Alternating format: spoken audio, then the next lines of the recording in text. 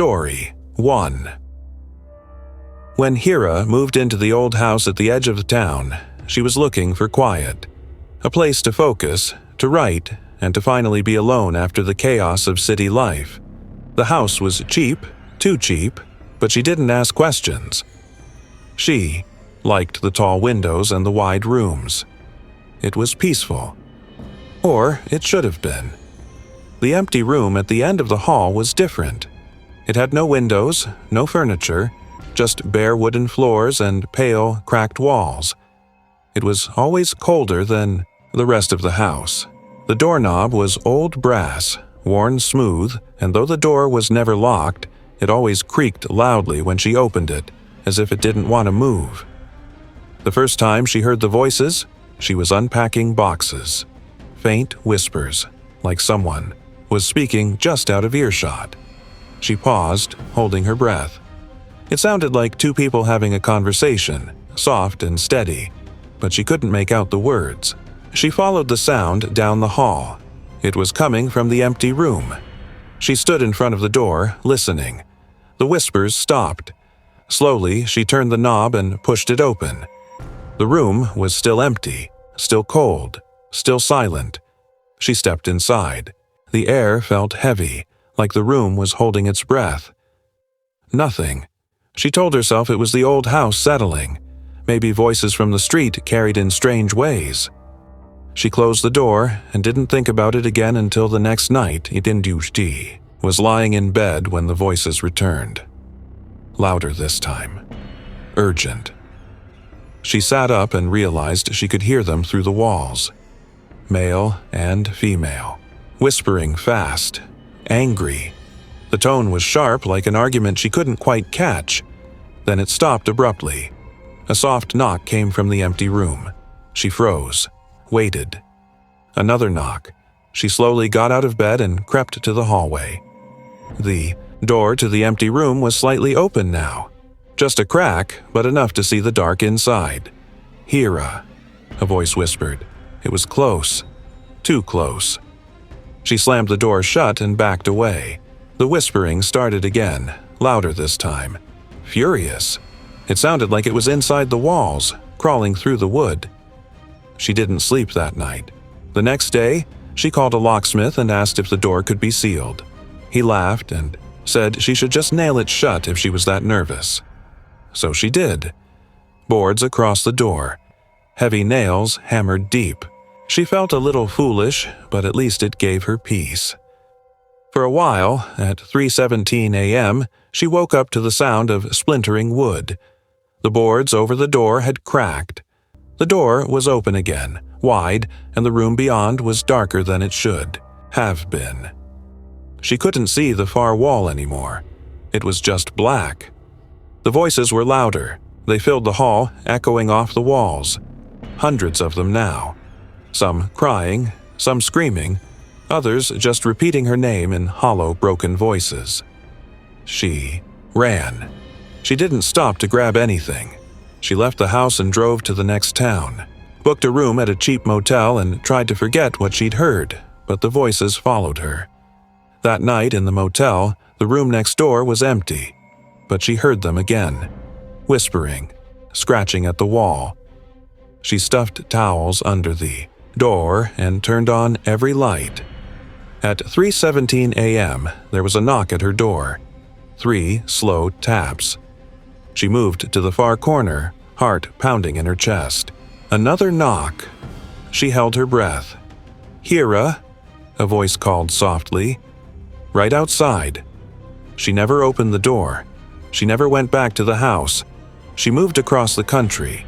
New apartment, new job, new life. But every night, no matter where she is, at exactly 3:17 a.m., she hears it, a faint whisper, her name, and a soft knock, coming from an empty room nearby. Story 2. Footsteps in the basement, but no one's home. It was an old house, too old, maybe. When Rasa and his wife moved in, they told themselves the creaks and groans were normal. The pipes rattled sometimes, the floors shifted when the wind blew hard, and the basement was just Creepy, but it was a good deal, and they needed a place fast. They didn't question it too much. The first time Raza heard the footsteps in the basement, he was alone. Miriam had gone to visit her sister for the weekend, leaving him with a quiet house and a long list of things to fix. He was in the living room, trying to figure out why the ceiling fan wouldn't turn on when he heard it. Heavy steps, slow, deliberate, moving across the concrete floor directly beneath him. He froze, listening. At first, he thought it might be the house settling again. Then the footsteps turned. They moved back toward the old wooden stairs. They stopped, and then he heard the faintest creak, as if someone was putting their weight on the first step. Hu stood there for a full minute, heart pounding in his ears before convincing himself it was nothing. Probably an animal, or maybe something falling down there. He grabbed a flashlight and made his way to the basement door. It was already open. He was sure he'd closed it earlier. Positive. But now it stood wide, a cold draft seeping up from the dark space below. He called out, "Hello?" No answer. He took a step down.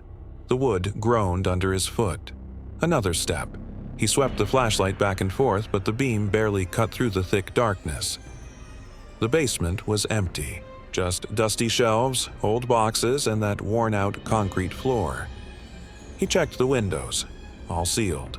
Nothing down there but the faint smell of damp earth and old wood. He closed the door and locked it. The next night, he heard the footsteps again. This time, he was lying in bed. Slow, steady steps pacing back and forth. Then a pause. Then up are the stairs.